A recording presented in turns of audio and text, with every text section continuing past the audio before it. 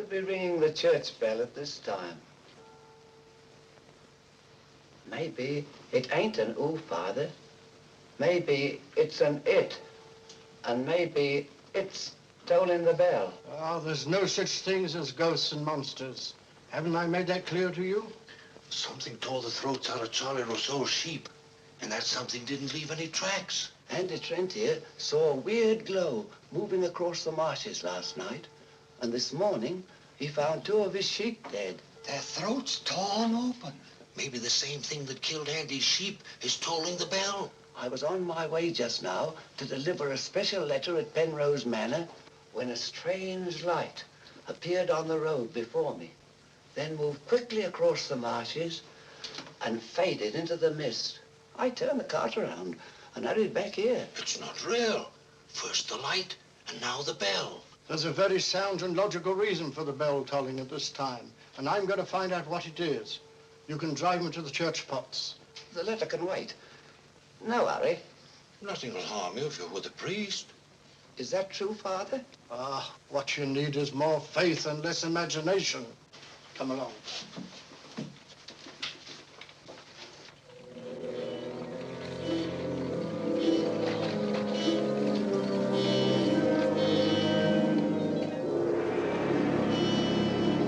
I'd better deliver that letter to the manor. I'm sure it's important.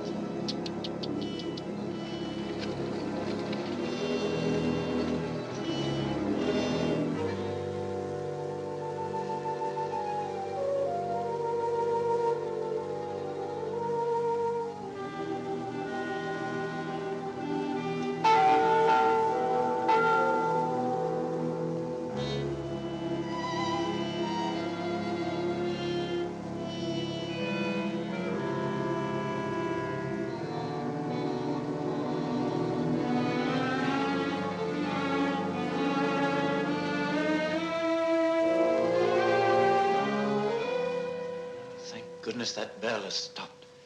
Odd. It's tolling at this time of night. I don't like it. What with this phantom roaming the marshes? I saw it again tonight. Who would that be?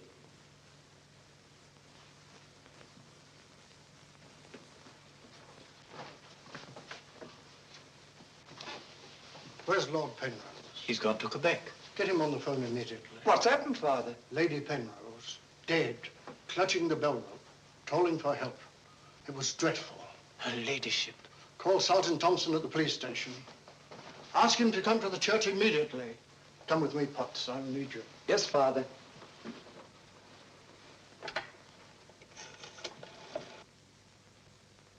Operator, put me through to Quebec. Lord William Penrose. Yes, he's addressing a meeting of the Royal Canadian Occult Society at a Quebec hotel. It's urgent, sir. Page? Yes, sir? Lord Penrose. Lamont Rouge is on the telephone. It's urgent. He's in the gold room. Yes, sir.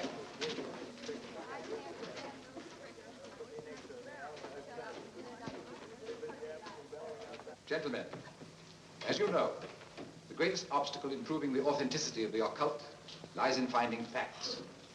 However, if the facts are there, even the most hardened skeptic, provided it has an open mind, must finally acknowledge the actual existence of the supernatural. Do you admit that, Mr. Holmes? Facts are always convincing, Lord Penrose.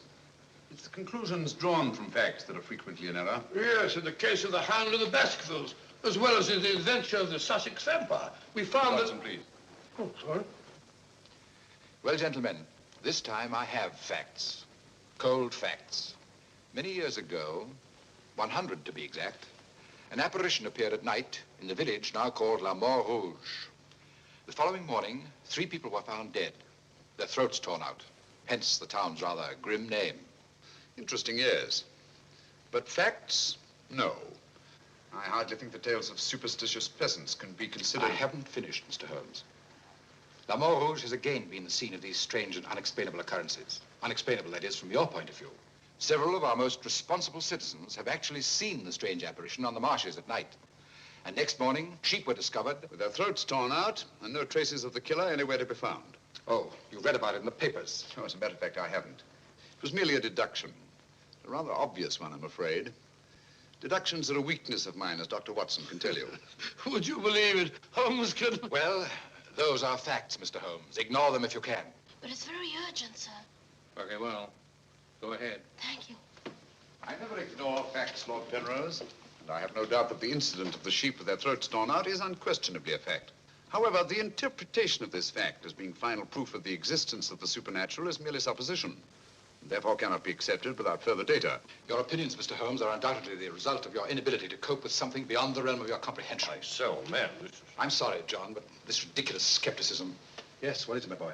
La Mort Rouge on the telephone, sir. Very urgent, my lord. Excuse me, gentlemen. I'm afraid, Lord Well, Penrose... it's quite understandable, Sir John. Lord Penrose is deeply entrenched in his beliefs. That's his privilege. Well, hang it all, Holmes, the fellow was positively rude. Well, shall we see a little overwrought, Watson? I'm leaving immediately.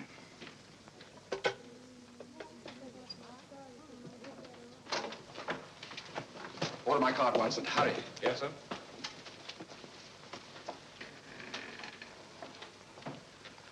Gentlemen, my wife has just been found dead. Her throat torn out. In exactly the same manner as the sheep. This is terrible. I say, you don't think that it's... Undoubtedly, Mr. Holmes, you would call it murder by person or persons unknown. I'm sorry. If I can be of any assistance, Thank you, no. I'm afraid the happenings in La Mort Rouge wouldn't interest you, Mr. Holmes. Under the circumstances, I think we should adjourn. Yes, indeed, Sir John. Holmes, what a terrible thing. Sir John, would you be good enough to convey our condolences to Lord Penrose? Yes, I'd be glad. Say, well, can't we get something to eat before we leave? We don't often get food like you do here. Don't you ever think of anything else besides your stomach? No, not often. I gotta get a paper. Morning. Good morning, sir. I imagine you'll be glad to get back to London, Mr. Holmes. Yes, indeed. Oh, by the way, there's a letter for you, sir. Thank you. Oh, here's something about Lady Penrose. She was found in the church with her throat horribly cut. Evidently dragged herself from the marshes nearby and tried to summon help with a bell rope. What's it? What is it, Holmes? Listen to this, Watson. Huh? My dear Mr. Holmes, I have every reason to believe my life is in danger. Yet, if you were to ask me how I know, I couldn't give you a logical answer. There is nothing tangible, yet like a terrible premonition, it is all so frightfully real. I heard of your being in Quebec, and I'm turning to you, a stranger, and asking your help in the frantic hope that you'll not fail me. Oh, who's it from? It's signed Lillian Penrose. Lady Penrose? A letter from the dead woman? Well, what's it mean, Holmes? I should say that Lady Penrose lived in fear of her life. Some secret hidden in her past, in all probability. Oh, perhaps it isn't as simple as that. What if Penrose is right? I'm glad we're going back to London. Things like that can't happen in Baker Street. More's the pity, Watson. Huh? Do you know a village by the name of La Mort Rouge? Yes, sir. It's about 12 miles from here, up towards the falls. Thank you. Great Scott, Holmes. You mean you're going to take on the case? Quite. Telephone the airport and cancel our reservations, will you? Certainly, sir. Consider, Watson, the irony, the tragic irony. We've accepted a commission from the victim to find her murderer. For the first time, we've been retained by a corpse.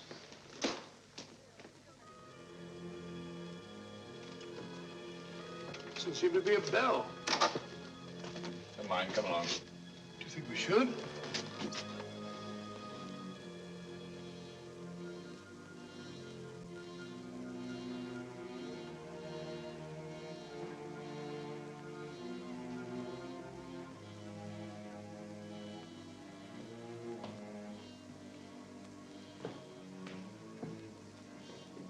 What a cold, cheerless-looking room.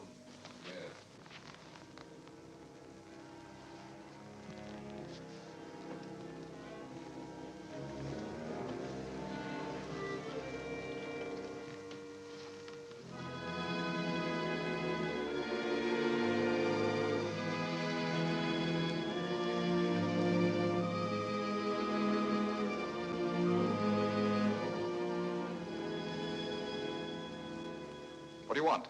Who are you? Mr. Sherlock Holmes, I apologize for this intrusion.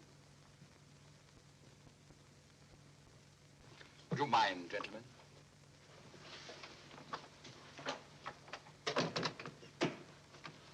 Mr. Holmes, is it your custom to burst into people's houses without ringing the bell? We couldn't find the bell, sir. If you've come here to use the death of my wife to prove your theories, I must ask you to leave. Penrose, I received this letter from Lady Penrose this morning.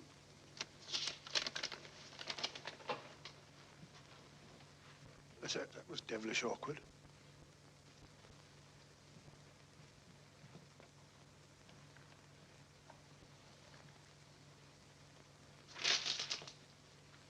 I'm afraid you're a little late, Mr. Holmes. My wife's dead. And I've come here to find her murderer. You might have saved yourself the trouble. I'm convinced that the solution of this horrible deed lies in an understanding of psychic phenomena. Although I don't expect you to admit that, Mr. Holmes. I assure you, Penrose, I neither believe nor disbelieve in anything, including psychic phenomena. If I could just see Lady Penrose, it might help dispel much of the mystery that surrounds these happenings in the Montrouge. Drake, why don't you answer the blasted thing? Sergeant Thompson has charge of the case. You'll find him at the police station. And now I must ask you to go and take your assistant with you. You'll excuse me if I don't show you out. Drake! Drake! Drake, where are you? What?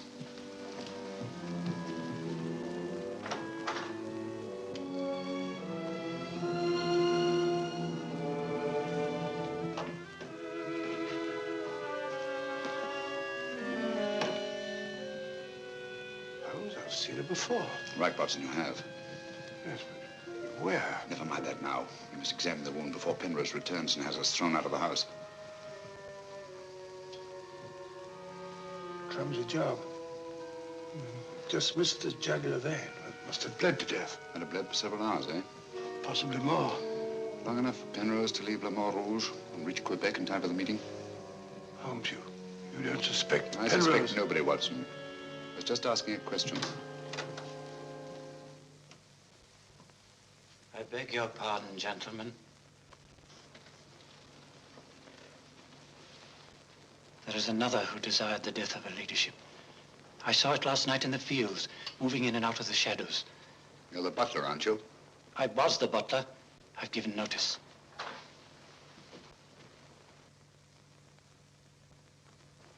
Drake! Get out. Get out of this.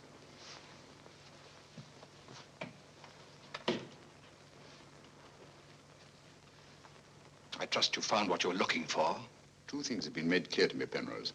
That your wife was murdered and that she's Lillian Gentry. Lillian Gentry?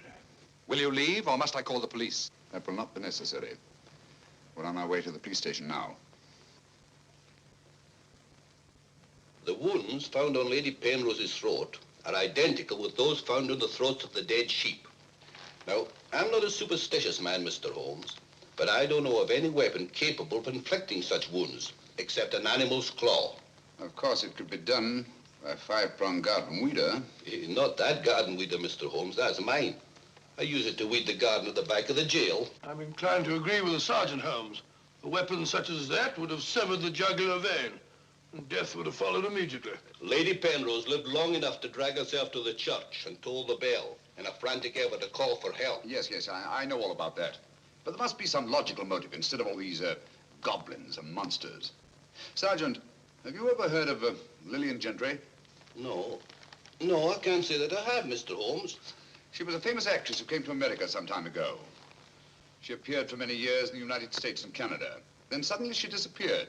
Her disappearance was never explained, and she was soon forgotten. But what's the connection between Lillian Gentry's disappearance and the death of Lady Penrose? Lillian Gentry and Lady Penrose are one and the same person. The same person? Precisely. One more question, Sergeant. Do your files show anyone with a prison record living in La Montrouge? No, Mr. Holmes. The only person having any connection with a prison is Emile Journet. He came here 2 years ago with his daughter and bought the hotel. He was a guard at Talon Prison. Thank you, Sergeant. I hear there are a lot of prairie chicken in these parts. I'd like to have a bag of them someday. I think that can be arranged, though. Yes, we can stop over to farmyard and you can shoot all the chickens you want. That's all very funny, Holmes. Here you are, old fellow. We're going to engage rooms at Monsieur Journet's hotel. Landlord! I say landlord! Place seems deserted. Won't be for long if you bellow like that. Landlord! Oh, sorry, Holmes. Got to try and make summer. Yes, monsieur. My dear, have you got a room for us? Yes, monsieur. Good. Sign here, please. I'll sign for us both. Well, thank you. You seem very young to be in charge here. Yes, monsieur. You are Mademoiselle Journay? Marie's your name, monsieur. My dear, you've been crying. Why? Papa's going away. Oh, come now. Is that such a tragedy? Didn't you cry if your papa were going away, Watson? I don't believe so. This way, monsieur. Bring your bags, please. Yes, of course. Wouldn't I be unhappy if my father were see my father for years? Father died about 20 years ago in Cheltenham.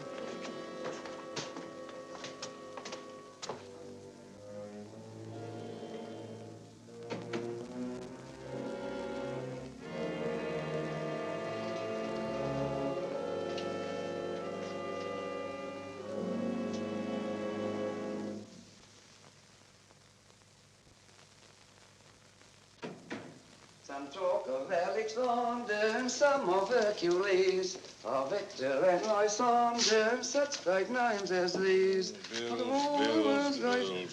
That's the way it goes, Emil. It costs money to be born, and it costs money to die.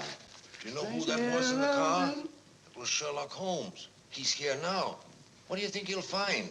Ghosts and monsters? What else is there for him to find? There's nothing. I don't know. You're afraid, Emil? Of course I am, and so are you. Who isn't? Why should Sherlock Holmes come here? To investigate the death of Lady Penrose. What else? I'm afraid Mr. Holmes will return to London a sadder, but a wiser man. Why do you say that? Well, you can't arrest ghosts and monsters, can you now? Well, I'm on my way. The mail must be delivered. Some talk of Alexander, some of Hercules. That's better. This room gives me the creeps. It is very seldom used, monsieur. It isn't often that strangers come to Le Mort Rouge, and when they do, they never stay. I can't say that I blame them. Will your father be away for long? I don't know, monsieur. When is he leaving? I don't know. Marie! If you need anything, just ring, monsieur. That girl's frightened, Holmes. Obviously.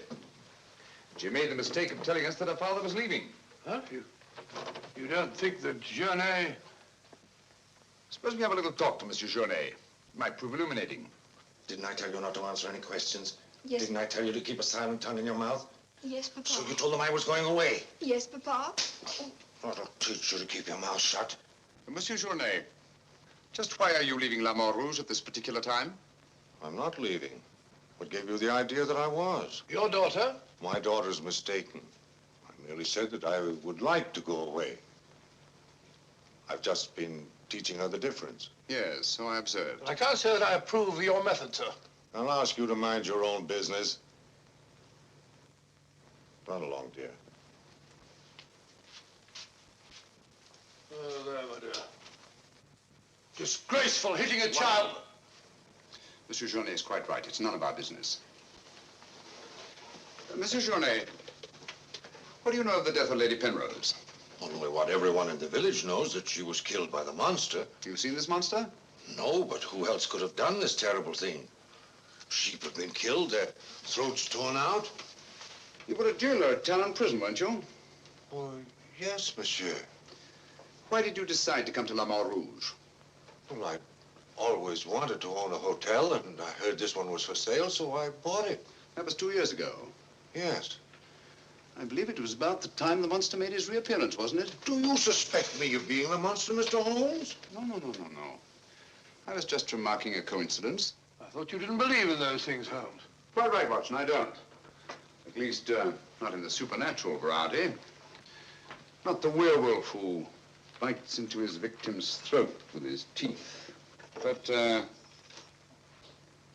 monster who uses for his weapon of death a 5-pronged garden weeder, yes, that's a little more in my line. I don't know what you mean. I mean that this monster's been recreated and used as a screen behind which to commit a horrible crime. Whoever did it felt certain that no suspicion could possibly fall on him. But my unexpected arrival upset his plans. Very possibly he became frightened, decided to run away. You're right, monsieur. I was running away. But not for the reason you think, but in fear of my life. And who would want to kill you? I don't know. It's like some terrible premonition. But it's so real. The very word, it's in Lady Penrose's letter. Yes. That still doesn't explain this garden weeder. I swear to you, I know nothing about its being here. Haven't we better send for that fellow, Sergeant Thompson? No, Watson, that won't be necessary. Monsieur Journet knows as well as we do that you can't run away from yourself. Oh, would you be so good as to return this to Sergeant Thompson, monsieur? I took it away quite by accident.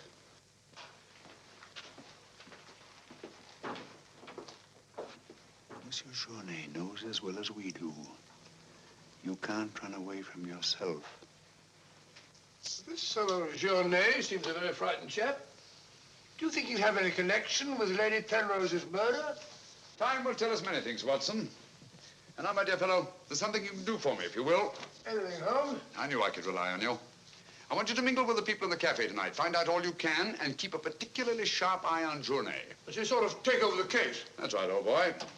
I want to get a good night's rest before starting out again in the morning. Oh, and incidentally, make yourself as inconspicuous as possible, will you? Inconspicuous? You can depend on me.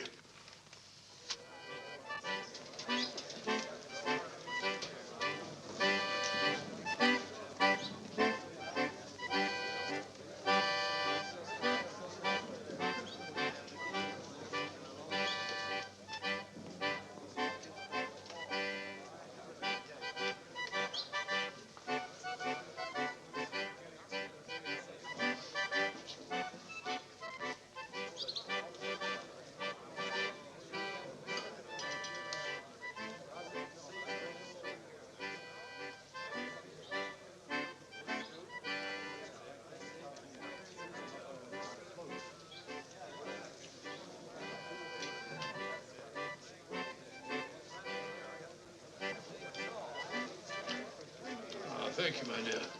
I'm glad to see that the tears are all gone. You feeling better? Thanks to you and Mr. Holmes, Papa's not going away. Not going away? Oh, good.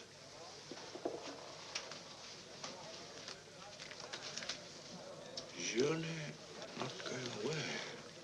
There are many phases of the supernatural, Mr. Drake. Witchcraft, vampires, werewolves, ghosts, monsters. You'll find them all in the history of crime. So I say to myself, Potts, this is the handiwork of the supernatural. I gather that your name is Potts, that you're interested in the detection of crime. Allow me to introduce myself. My name's Watson, Dr. Watson of 221B Baker Street, London, England. How'd you do, sir? Here's the crime. Bigger and better crime. I deduce, my good man, that you're somewhat drunk. Yeah. Sharp he is. Sharp as a tack. And just as flat-headed. You might also deduce that I'm leaving this place. Getting out. As soon as the bus I'm waiting for hoots its hooter. I believe they say honks its hooter in these parts. Hoots to me, honk to you. Hoot, hoot. My dear fellow, I don't care two hoots whether it's hoot or honk. Oh, that's my bus, gentlemen. I just heard it hoot its hooter distinctly. If you solve this case, let me know. Personally, I'm betting on the monster. You take my advice, Patsy. Get out of this place before they find you with your throat cut.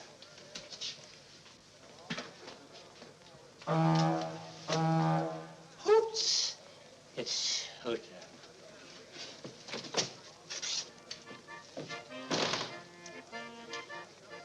Nervous? Well, the thought of having your throat torn out by some monster isn't likely to make you very gay, Dr. Watson. No, indeed. Some of Monsieur Journet's excellent wine will soon remedy that. Marie, would you bring a bottle of this excellent wine for my friend here? Yes, monsieur. Mr. Potts, as a student of the occult, supposing you give me your theory of this murder. You like this wine? Oh, but Dr. Watson, I never drink anything stronger than milk. Teetotaler? No, hiccups. Every time I drink alcohol, I have hiccups. Oh, sorry.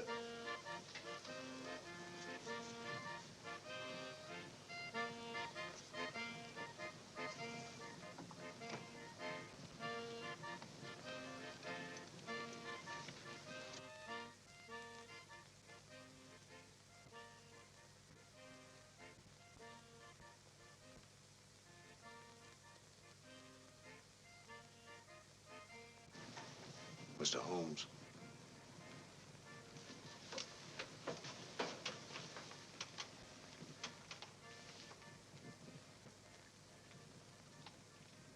Mr. Holmes.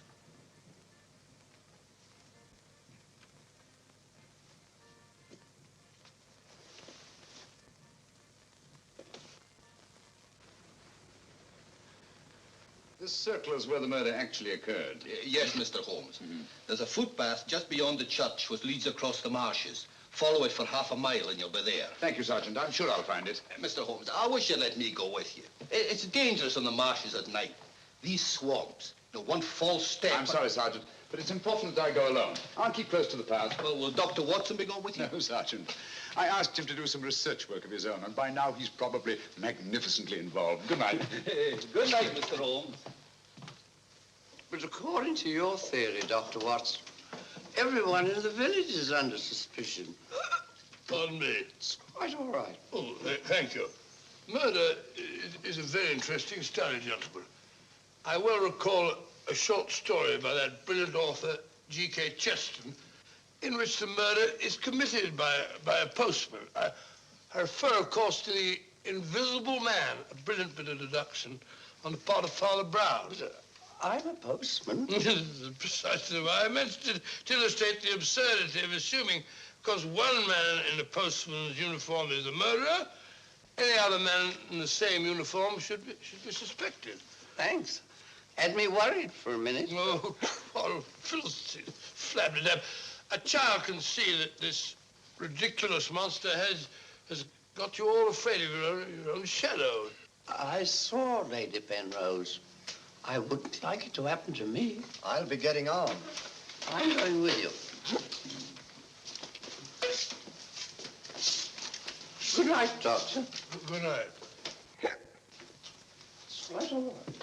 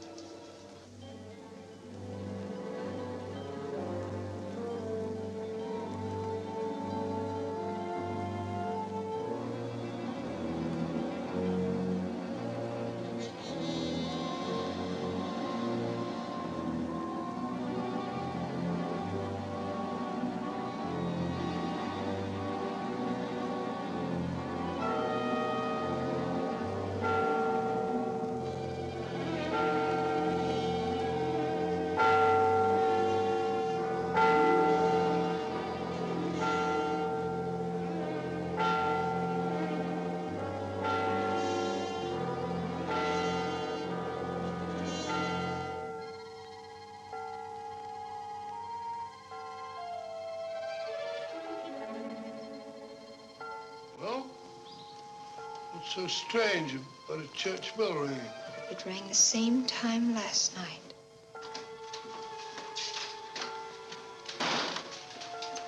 Excuse me, Dr. Watson. Can you tell me if Mr. Holmes is armed? Armed, my dear fellow? Why should he be? He's gone to bed. You're wrong, Doctor. He was out in the marshes alone. I tried to go with him, but he refused. But great Scott, if he runs into this monster and he's by himself, he'll get killed.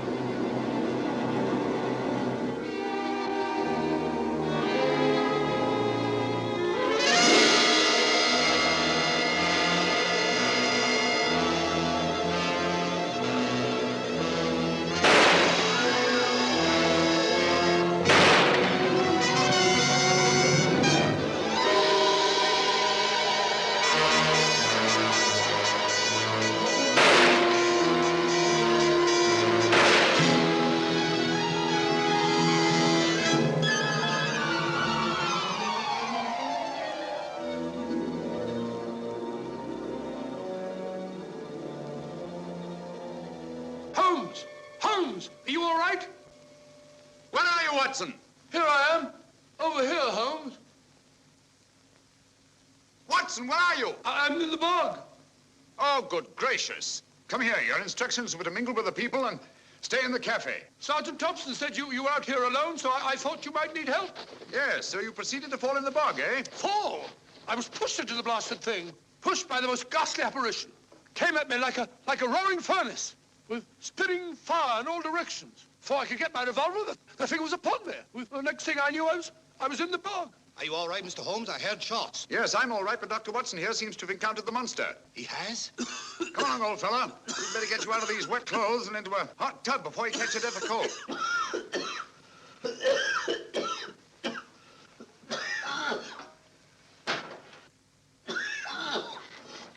Yeah, you've had enough of that. Drink this. You'll be as fit as a fiddle in the morning. Sorry you had such a bad time. I got a right to share your dangers. Thanks, old fellow. You know, I wasn't sure the villagers weren't right. And if it did turn out to be some sort of supernatural monster, well, why should I involve you? Rubbish. However, I did learn something.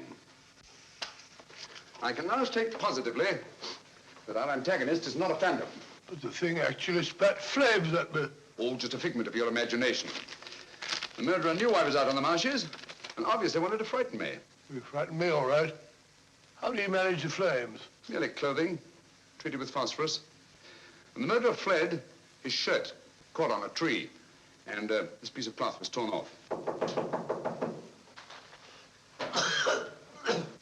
Come in. I'd like a few words with you, Mr. Holmes. I'll come directly to the point. Hello. What happened to your assistant? I'm not his assistant. If you must know, I was pushed into a boggy hole on the marsh. Pushed? By whom? I don't know. Spat fire at me. My good sir, in spite of Mr. Holmes's theories to the contrary, things have been seen and heard on those marshes that cannot be explained away by the use of logic. If I were you, I'd keep away from them. I'm not so sure. Holmes found... Penrose, for the first time in my long pursuit of crime, I confess that I find myself baffled. I'm a detective. I need tangible clues. And up to now, I admit, I found none. And you won't. I advise you to leave La Mort Rouge. Tonight, you escaped with your life. Next time, you may not be so fortunate. Thank you for your considerate advice, Lord Penrose. Good night, sir. Excuse me. Oh, good night. I don't like this fellow, Holmes. Why do you think he came here? He wanted to find out if we discovered anything. He seemed very pleased when I told him we hadn't. Now, Watson, there are one or two questions I want to ask Sergeant Thompson. You stay here. I have a vitally important job for you. Anything, Holmes? What do you want me to do? Go to bed. Yes, it's cotton fabric. Here, take a look. That discoloration, the purple ink must have been spelt on it. Possibly. I should say this cloth was red with blue lines. Probably large checks. Yes, it seems to have been laundered a good many times. The blue lines are almost completely erased. Yes, you can scarcely see them. It's good fabric, well woven with a solid base. Hello, Bill. Oh, Sergeant, your phone call must have been important to bring me over this time of the night. It was. This is Mr. Sherlock Holmes. He wants to ask you a few questions. This is Mr. Taylor, the storekeeper, Mr. Holmes. Oh, good evening, Mr. Taylor. Good evening, sir. Have you any shirts of this design? The squares are red and the lines blue. Yes, I have. Can you remember to whom you sold them? I can. I keep them in stock specially for Judge Brisson. He won't have anything else. Judge Brisson, who's he? A retired magistrate. He's a cripple, lives alone with his housekeeper. Have you sold any of these shirts to anyone else? No, sir. They're too expensive for the village and the boatmen. This is the finest material. Imported. You say Judge Brisson's a cripple? Yes, he was a magistrate in Quebec. Had a stroke about 2 years ago. That's why he retired and came here to live in La Mort Rouge. Just about the time that Monsieur Journey arrived here. Now that you mention it, it was just about then.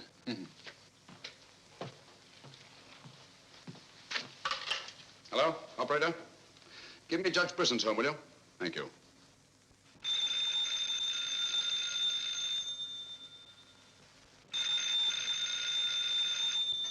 Nora. There's a dream. I told you not to answer the phone at night? Yes, sir. Well, then obey my orders. Yes, sir.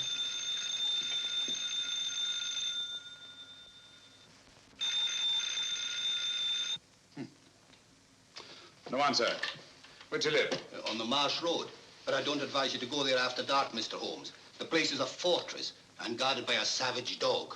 I think Dr. Watson and I will have to pay Judge Brisson a visit in the morning. Good night, gentlemen. Good night, Mr. Holmes.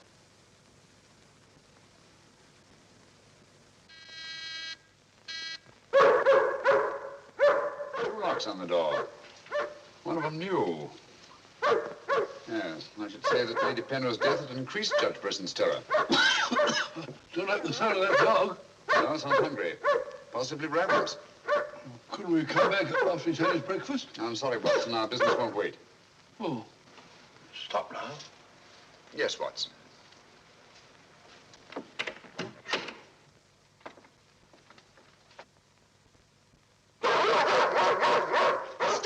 Good Fido. Good Fido. Good Monty. Good Winnie. Who is it? Sherlock Holmes and Dr. Watson. I telephoned Judge Brisson we were coming. You can't come in. He's given orders no one is to be admitted. You wouldn't want Judge Brisson's death on your hands, would you? No, sir. And you'd better let us in. I'll probably lose my job for this. Not after we've talked to Judge Brisson. My good woman, you keep an eye on that dog. Oh, don't worry, Watson. You know as well as I do. The dog won't touch you if you're with its master or mistress. Well, you know it and I know it. You're quite sure the dog knows it. Good dog. Happy dog. Nice, Winnie. Good Winnie.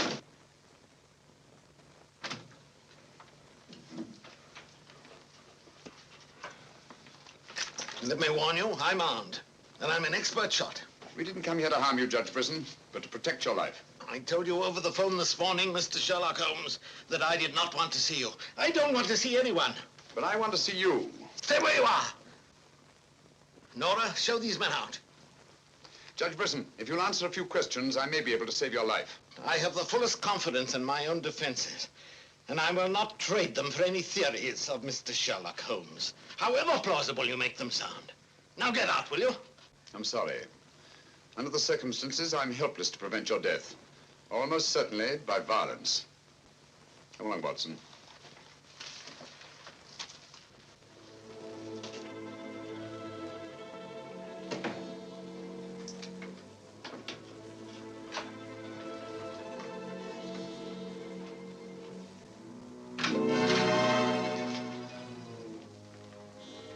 Pardon me. May I trouble you with that envelope? I must have dropped it.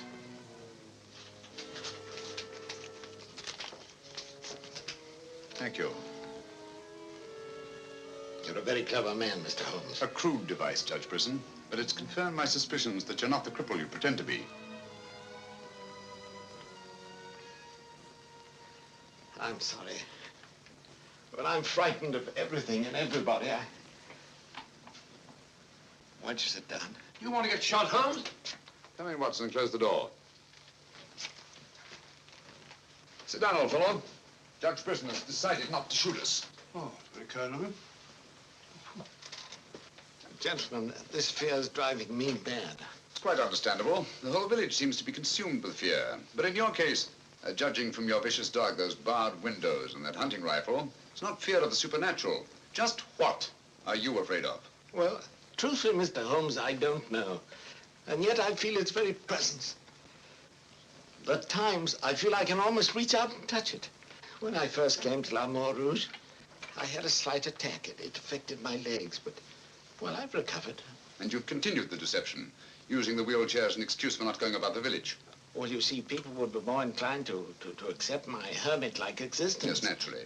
Tell me, Judge Brisson, had you ever heard of Monsieur Journet before you arrived at La Rouge? No, I hadn't. How many of these shirts has your housekeeper purchased for you? Oh, 4 or 5. I'm not positive. You still have them? Well, 1 or 2 became badly worn, and I told my housekeeper to give them to a man who was doing some work for me at that time. Can you describe him? No, I'm afraid I can't. That was about a year ago, you see, and, well, I didn't pay much attention to him. He worked in the garden. Could your housekeeper remember him? No, that was a different housekeeper then. She went to the United States. Try to remember, Judge Brisson. Your life may depend on it. I do remember one thing. He had a very slight limp.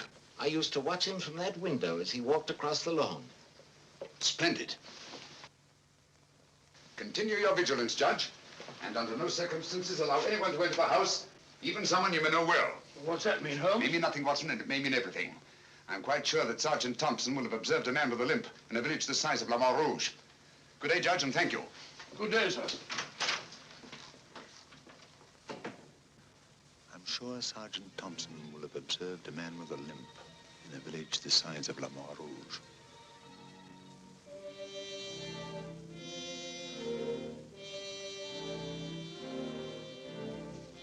This is what's left of the Delaport Hotel, Mr. Holmes. Dana sleeps here when he's in La Rouge. Spooky old place. The villagers call it the ghost house. It's been deserted for years.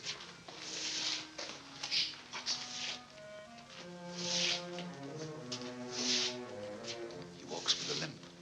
A left foot, I think. To the trained ear, Sergeant, footsteps have a characteristic rhythm as identifiable as fingerprints.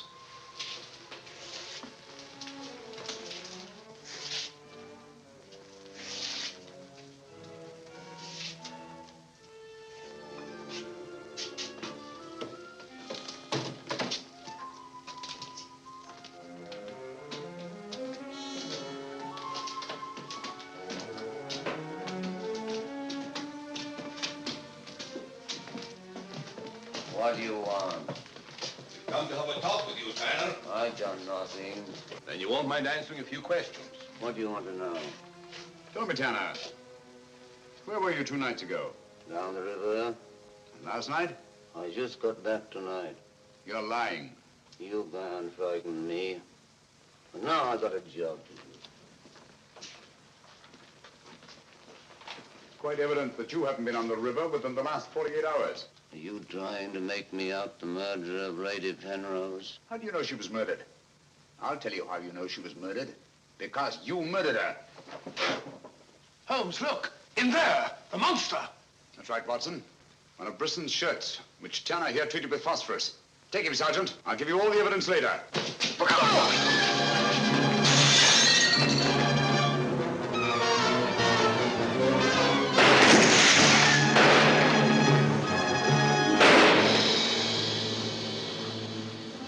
You got him, Sergeant. I'm sure of it. Come on.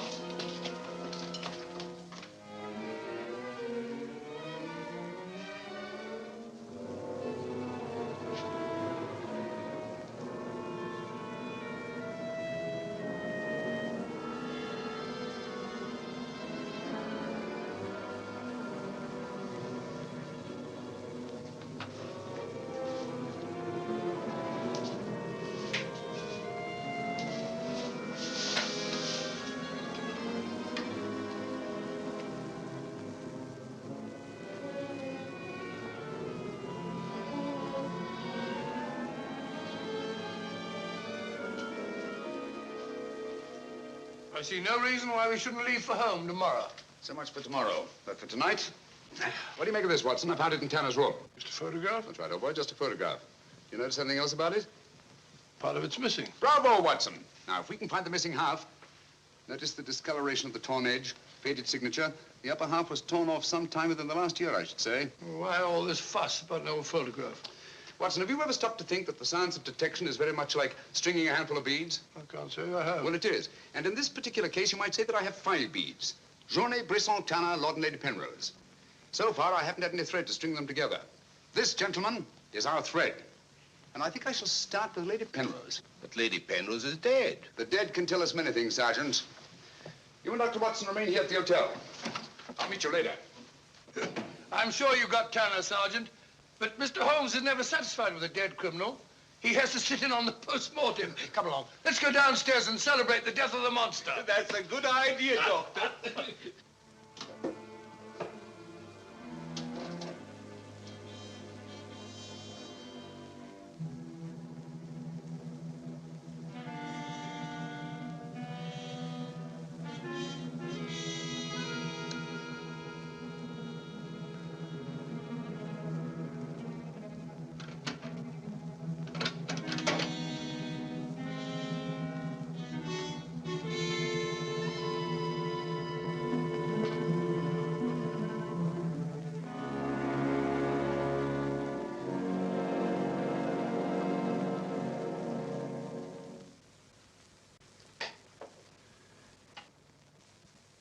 So the great Sherlock Holmes becomes a common thief.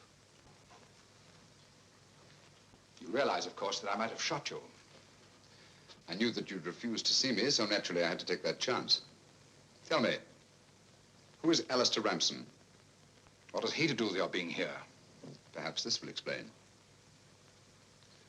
Found the lower half in a room occupied by a boatman named Tanner. The upper half was in Lady Penrose's safety box.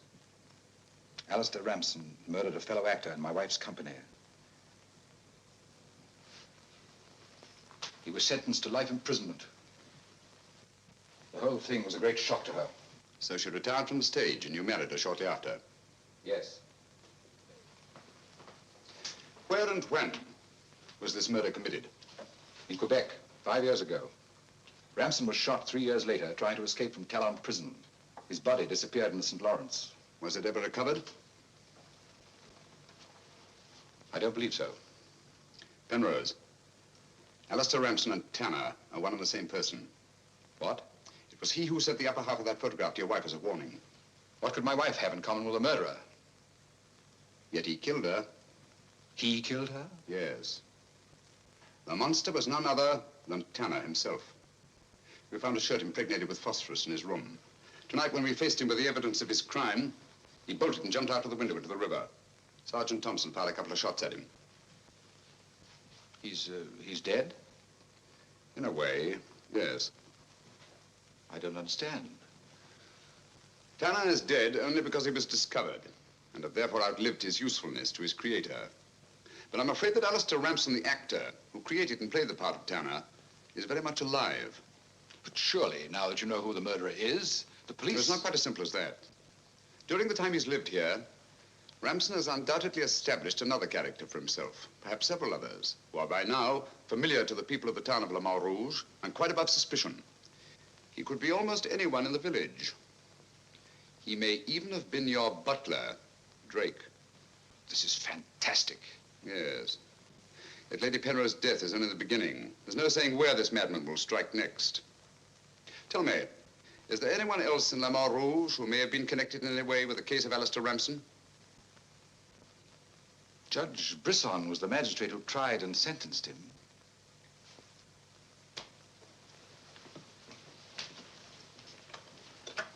Operator?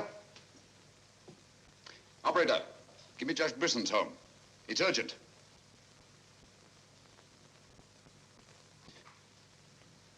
Judge Brisson, this is Sherlock Holmes. Oh, yes, Mr. Holmes. Oh, I'm quite all right, thank you. I chained up the dog as you asked. As I asked? I haven't telephoned you before. Somebody's obviously imitated my voice in order to gain access to the house. Well, certainly, Mr. Holmes. I'll lock all the doors and await your arrival. Yes.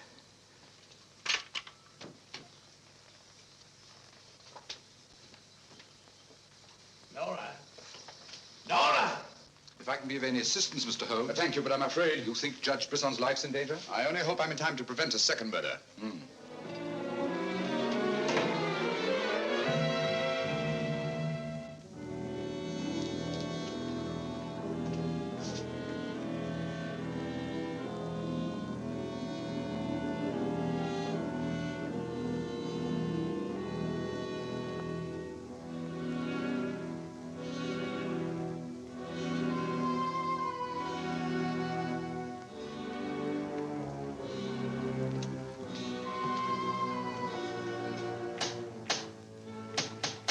That's Mr. Holmes. Show him in.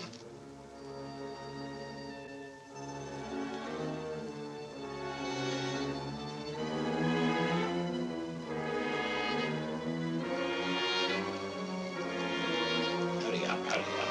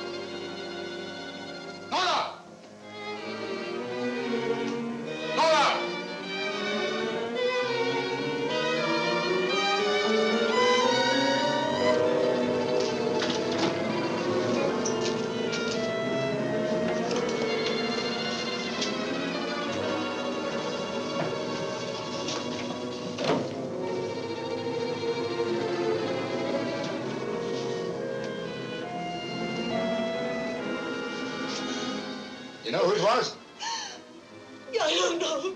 I don't know.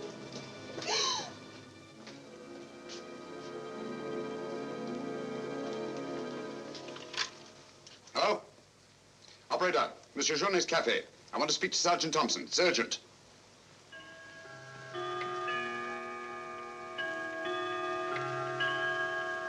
Sergeant Thompson, this is Sherlock Holmes. I'm at Judge Brisson's. He's been murdered. Judge Brisson's been murdered. Judge Brisson? The murderer gained access to the house, gagged and bound the housekeeper, then disguised as Nora, murdered Judge Brisson.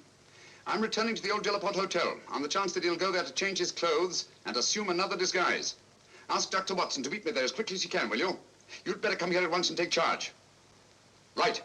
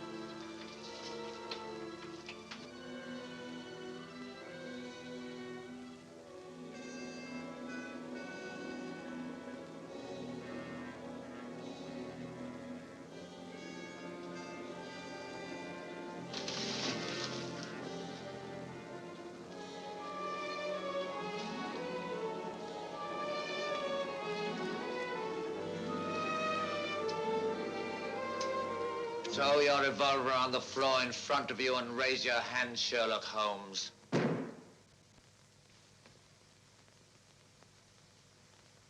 I should have thought you would have felt more at home in the spotlight. I see you finally identified me. Jack Tanner and Nora, the housekeeper, were brilliant. You should really take a bow. It's too bad you appeared on the scene when you did, and I had to ring down the curtain on the monster. Your recreation of the monster of La Mort Rouge as a means of murder must have given you great satisfaction. Why did you kill Lady Penrose? I see no reason why I shouldn't tell you.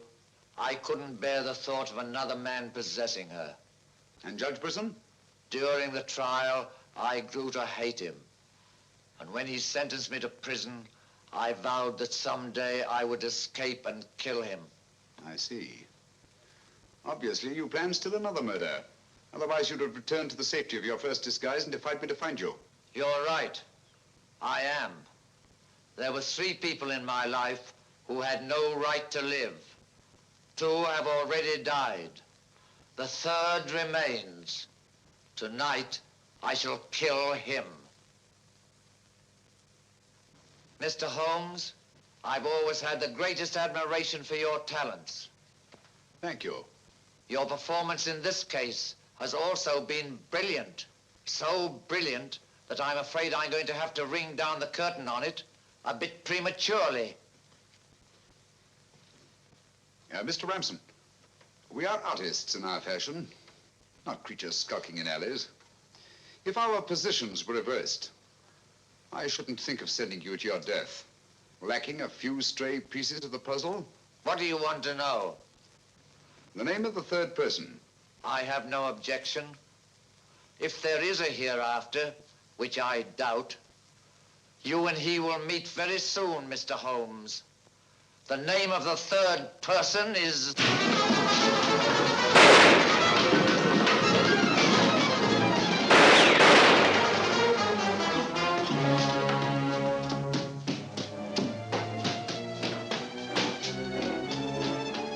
Coming, Holmes! Look out, Watson!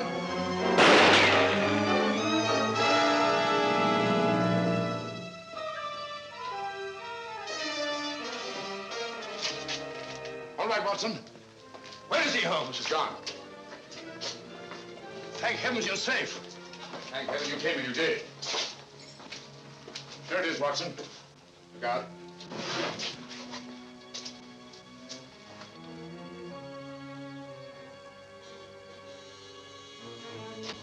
So you got away again? Yes, Watson. Over that warehouse roof, most probably. What a fellow's a room. Yes. This is obviously the secret room where his disguises were created. Looks like an actor's dressing room. He is an actor, Watson. One of the finest acting talents of our time. Look at this. An order, the housekeeper. His name's Alistair Ramsden. Alistair Ransom? Never heard of him. No, that's not important. The important thing is that he murdered Lady Penrose and Judge Brisson. Great Scott, he did it. Yes, Watson. This Ramsden is a paranoiac. His orgy of crime is not complete. There's still another. I was just about to learn his name when you so conveniently fell down the stairs. Oh, sorry, old chap. You can be, old boy. You saved my life. Look at this, Watson. Tanner. Tanner? Where do you think he'll strike next? Obviously, Journet is to be his third victim. Journet? Yes, Watson. As in the cases of Lady Penrose and Judge Brisson, Journet also holds his presence. But in each case, it was vague and unexplainable. Well, what connection can he have with Judge Brisson or Lady Penrose? Journet was a guard at Talon Prison, where Alistair Ramsden was confined. He's the third person against whom the murderer holds a grievance. Now he's disappeared. Journet disappeared? Well, so Marie told us in the cafe. Watson, Journet's disappearance can mean only one thing. He's in hiding. Our job is to find him before Ransom does. Journet is the only man who can lead us to the murderer. We'd better have a talk with little Marie. Raise your voice and sing along, sing till the echo ring. Don't ever let a single soul worry about anything. Find what you make it so you can make it what you will. Never be weary, ever be cheery. Hello, Potts. Have you seen Marie? No. Have you seen her? No, can't say I have.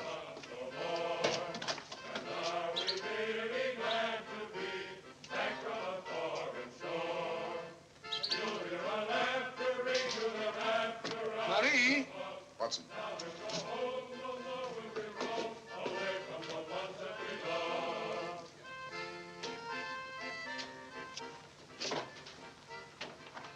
What is it, Holmes? I'm afraid we're too late. Marie.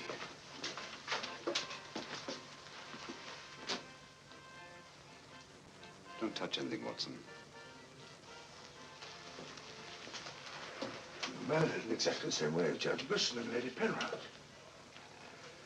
Poor innocent little child. I should have prevented this. Nonsense, my dear chap. You did everything possible. How on earth could you have prevented it? The child's death is a tragedy, of course. I see exactly what happened. She was standing here by the desk, and the murderer came in by that door. He came in through that door, but Marie was not in the room. She alone, of all people in the cafe, saw Ramsden enter this office. It was someone she knew well. Someone who might have a message from her father. So she followed him here. And when she refused to tell him where her father had gone, he killed her. Ramsden already knew that Journey had disappeared, but he didn't know where. When he questioned her, she became suspicious, and it was then that he killed her. Telephone Sergeant Thompson, will you? Here's the Judge Brisson's. Ask him to come here at once. And see that no one leaves the cafe until he gets here. The murderer may be among them.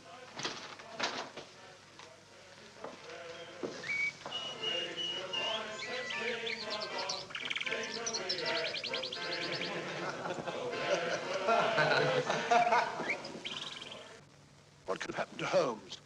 He's been away all day. It's very unfair of him keeping me in suspense like this. He knows how worried I become. He continues to do it, and do you know why? He actually enjoys making me miserable. Half a mo.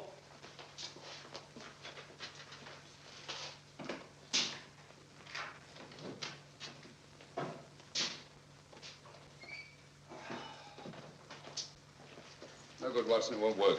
What won't work? I've been to every place where Journey could possibly be in hiding. That's where you've been all day. Yes, Watson, and I must admit that I'm completely baffled. We've got to find Journey before it's too late. But how? I've been everywhere within a radius of 5 miles of this village. I've even been to the church. in the hope that he'd disguise himself and attend mass. He may have gone to Quebec. Every road's covered. He hasn't left this vicinity, of that I'm certain. All right, I'll answer it. Hello? Hello?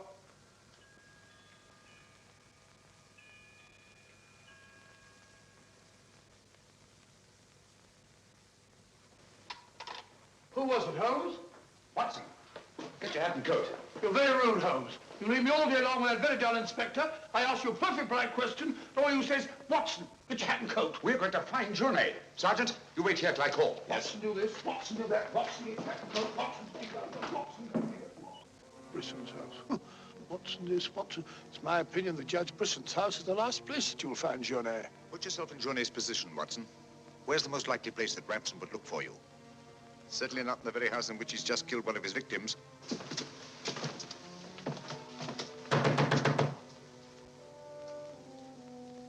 Journey! Journey! It's Sherlock Holmes and Dr. Watson. We're here to help you. I don't like the look of it, Holmes.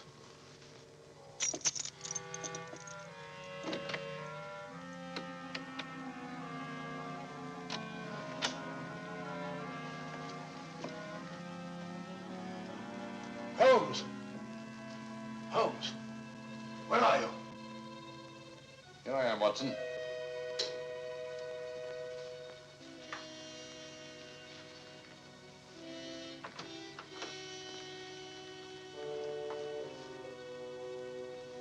Journey! What do you want? We've come to help you. How did you know I was here? When you called your hotel just now, I answered the telephone. The chimes of Brisson's clock here merely confirmed what I already knew. You must return with me to the cafe at once. I'm not leaving this house. The murderer's waiting out there in the marshes to kill me the moment I leave here. Naturally, but first he must have the opportunity. If you return to the cafe, he'll have that opportunity. It's the only way we have to apprehend the murderer. What if I refuse? Journey, what I have to say to you is not going to be easy. Marie... What? Murdered. Now you know why you must return. This fiend must be brought to justice. Justice? This monster kills my poor innocent child, and you talk of bringing him to justice. Will that compensate me for the death of Marie? If it's the last thing I do, I'll kill him with my own hands. You can't take the law into your own hands. Once you've returned to the hotel, he'll make an attempt on your life. Then we'll get him. How will we know who he is? We already know. It's his disguise that we haven't penetrated. Who is he? Alistair Ramson. Recognize the name? He attempted to escape from Talon prison when I was a guard there. Journey, if you don't want to remain in hiding for the rest of your life, you must return to the hotel and help me to put an end to this monster for all time. Come. Let's go. Good. Put an end to him. How are you going to do that, Holmes? I'll tell you both about it on the way to the hotel. So you're really leaving, Doctor? Yes, Sergeant. Gentlemen, Mr. Sherlock Holmes and I are leaving immediately for London. It's extremely regrettable that the murderer has escaped us, but all our cases cannot be crowned with success. I'm extremely sorry, gentlemen. Have you no idea where this fiend has gone? Mr. Holmes is of the opinion that he's escaped across the border to the United States.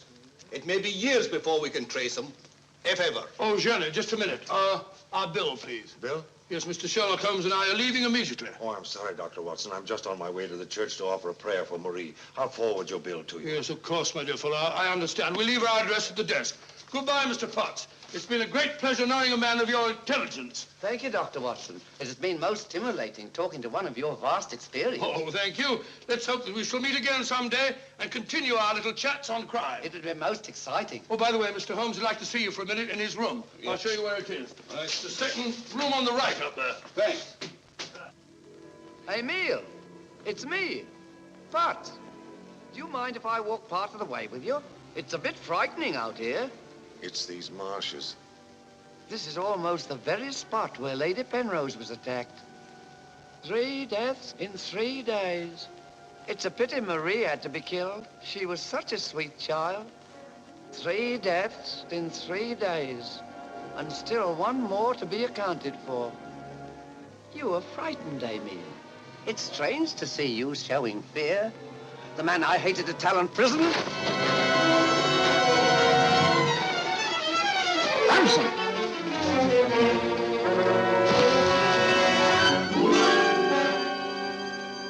Sherlock Holmes. Yes, Mr. Ramson. So you see the final curtain has not fallen after all. I thought you were on your way to London. Naturally, that's what I wanted you to think. That's why Dr. Watson announced our departure in the cafe. Journey's leaving was purely bait to bring you into the open. I merely replaced Journey once he was outside on the street. May I say, Mr. Ramson, that your disguise as a postman was a masterpiece of ingenuity. Your very choice of the role put you above suspicion. It was quite easy. I simply disposed of the real Mr. Potts after he had passed his civil service examination and had been assigned to L'Amour Rouge. You realize, of course, that you'll never hand me over to the police alive. It's not my function to be your executioner. My duty is to hand you over to the authorities, which I fully intend to do. You're an optimist, Mr. Holmes. No, not necessarily. We're surrounded by police awaiting my signal.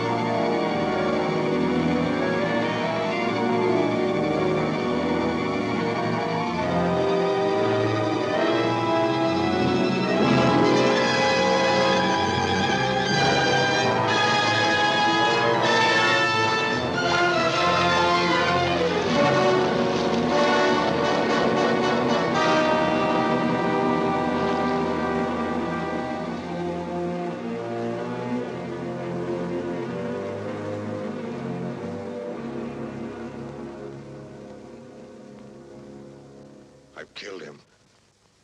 With this. Ransom's instrument of death has been his own executioner. Well, gentlemen, our search for the monster has ended where it began, on the marshes. Eh, Watson? Watson, where are you? Why isn't he here? He was with us a minute ago. Watson! Here I am, Holmes. Where are you? I've fallen in another hole.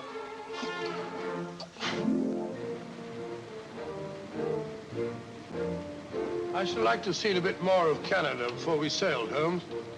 So should I, Watson. Canada.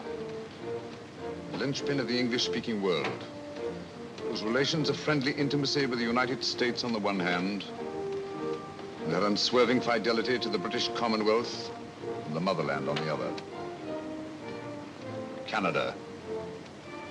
The link that joins together these great branches of the human family. Churchill say that? Yes, Watson, Churchill.